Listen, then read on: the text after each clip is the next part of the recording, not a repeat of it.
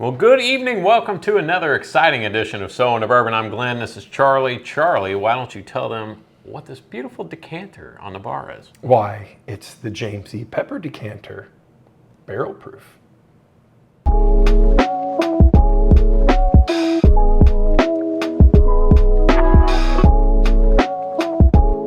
Okay, James E. Pepper, barrel proof Yes. decanter. This is batch 43. I don't know. Thank God.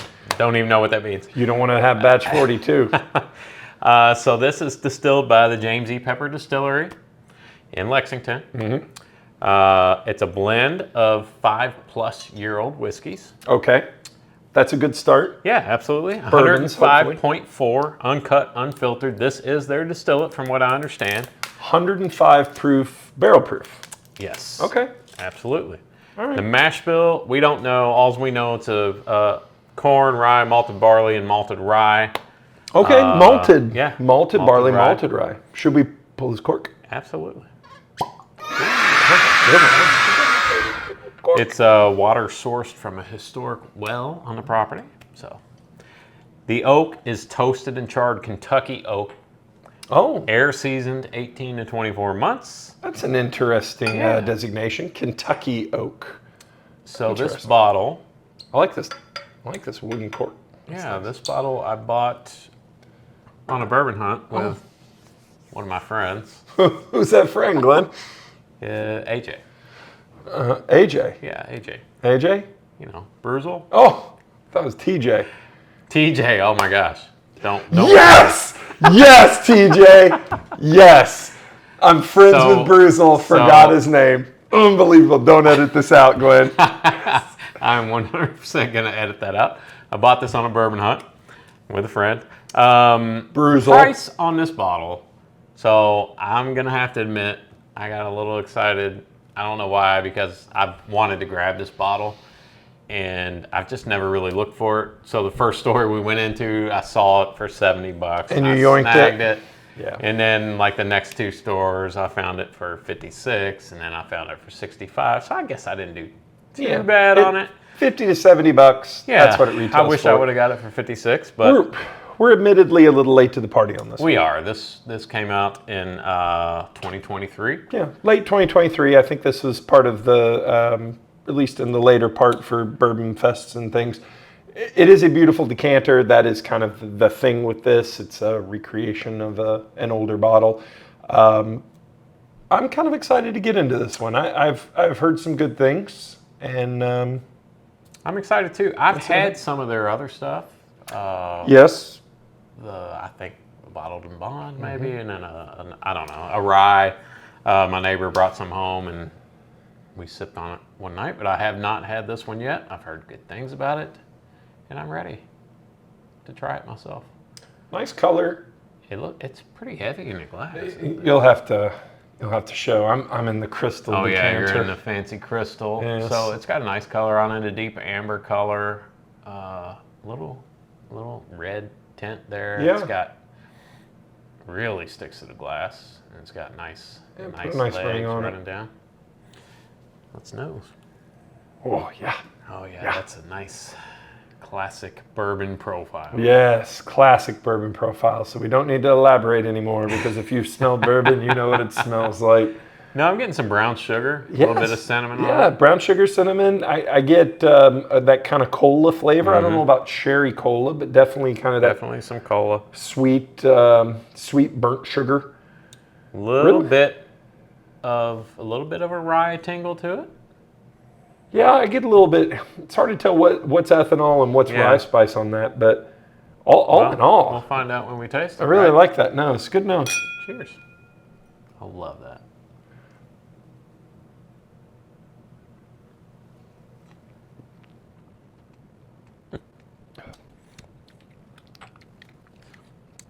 So my first overwhelming impression is it has a really nice maltiness.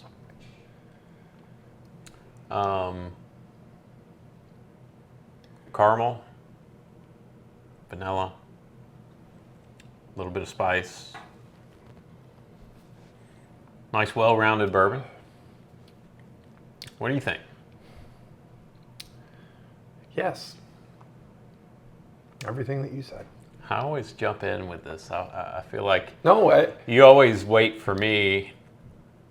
yeah, because I'm And drinking. I I'm know busy. you get the benefit of getting 2 drinks. getting a sip on it and think about it for a second, which Crazy is fine. like I'm a fine fox. with that because obviously I'm not a professional. My tasting notes probably suck anyway. And I am a professional. Yes, he is a professional. No, I think you did an excellent job on that one. I don't remember anything that you said, but no, I think it is good. It malty and spicy almost at the same time, which Yeah. is a really sort of unique kind of thing. It's like the maltiness, the malted barley and the malted rye are kind of fighting for that kind of malty, funky, and you get a little bit of spice with it and that maltiness. And then mid palate and finish is all brown sugar and bourbon and just kind of oaky brown sugar, burnt sugar. And there's a nice, like on my second taste, I'm getting some really nice dark fruit. And then on the finish, it's got some nice oak on the finish. Finish is a little chocolatey. So when I say malty, and this is going to sound, I hesitate to even say this because it's not going to sound good. Say the weird thing. It's not going to sound good, but it is good to me. So the Bardstown Bourbon, remember the Founders finished Bardstown Bourbon? Yeah, the Founders beer. Like a really malty, like malted milk ball, Yeah, almost like a Whopper. So the word that I don't want to say is chalky, because that's obviously you don't want something that tastes chalky, but it's got that kind of malted milk ball kind of flavor, that malted candy, which I like. Yeah, it I love a balances Whopper. out the fruit. Who doesn't love a Whopper? And the spice, you know.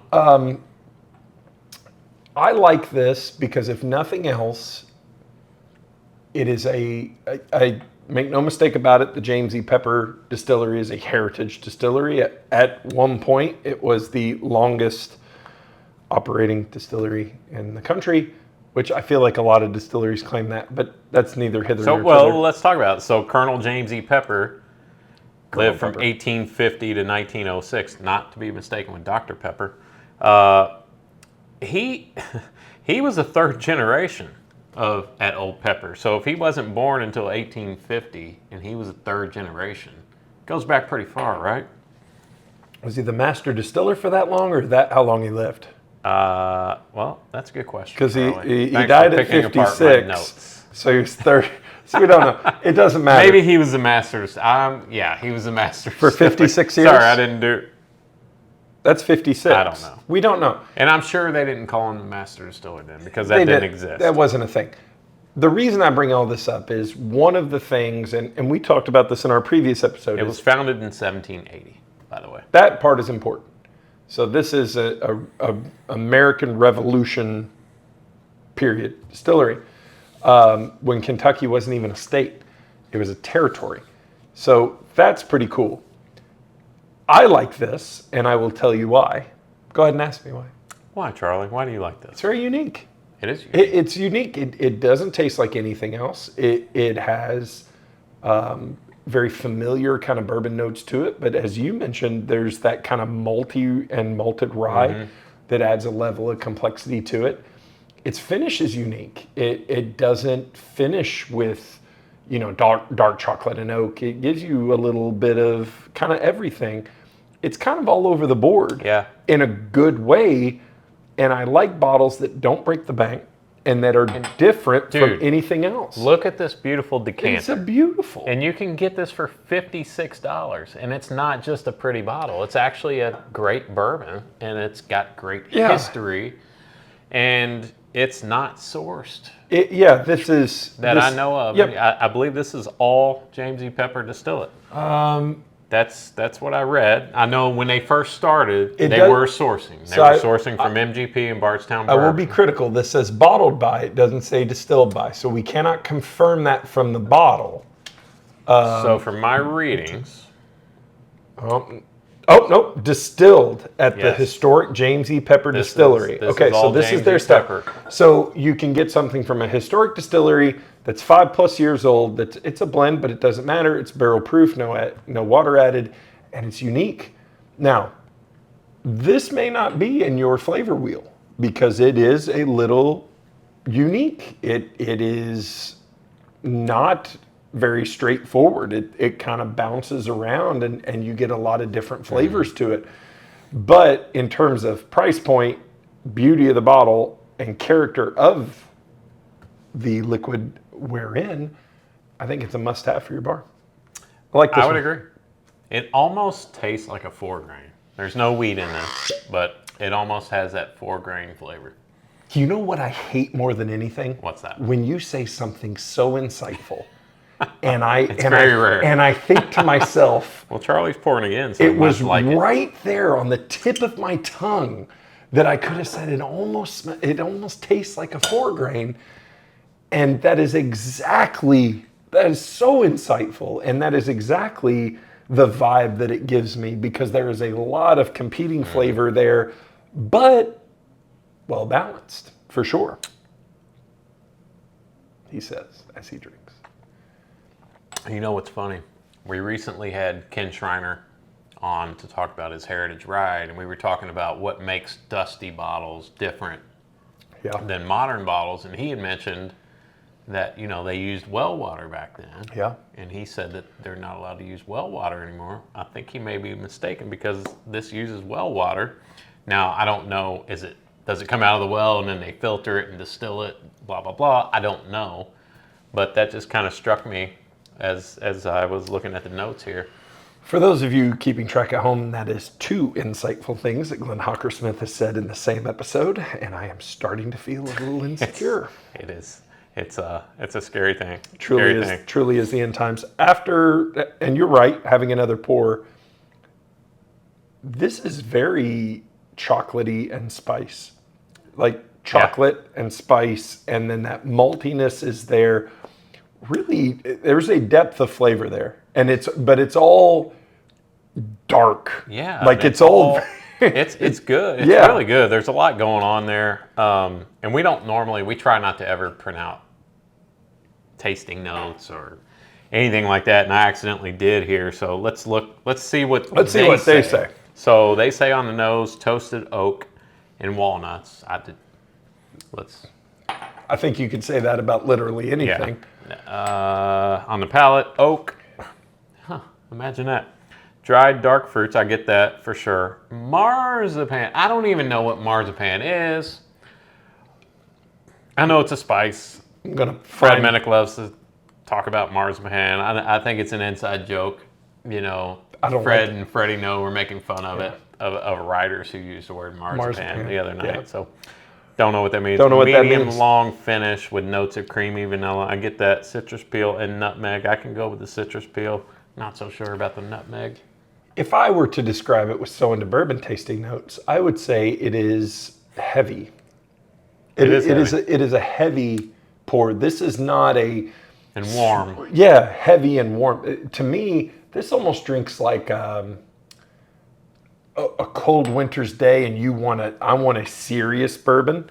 Like I would almost, and I'm not saying they're the same, but this gives me some Peerless vibe.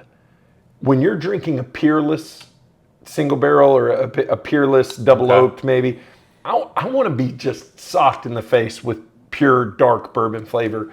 That kind of gives me this vibe. Well, let's see. What does this have in common with Peerless? It's non-chill filtered. Oh, okay.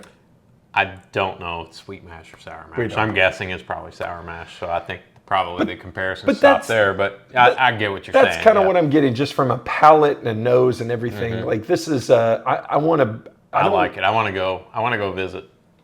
That sounds fun. Let's go visit. Let's do it. We're coming. To the pepper people. Warning, peppers. All right, Glenn, is there anything else that we need to talk about the peppers? I don't think so, Charlie. All right. Well, then tell them what to do. I think we ought to end it here. Please check us out on socials. So Into Bourbon on Facebook and Instagram, Whiskey Realtor on TikTok. Make sure to buy some of our wonderful merchandise. Absolutely. This beautiful hat here. And as always, keep your wallets loose. And your bungholes tight. Good night, everybody. Peace out. Jamesy Pepper. I'm a pepper, you're a pepper. Wouldn't you like to be a pepper too? Dr. Pepper went to medical school. 3, 2, 1. Do we? What's this? Doesn't You know, I get toasted oak and walnuts on the nose. I get marzipan. Fucking marzipan. What is marzipan? If you know, write in to Sew Into Bourbon at marzipan.com. Ready? 3, 2, 1.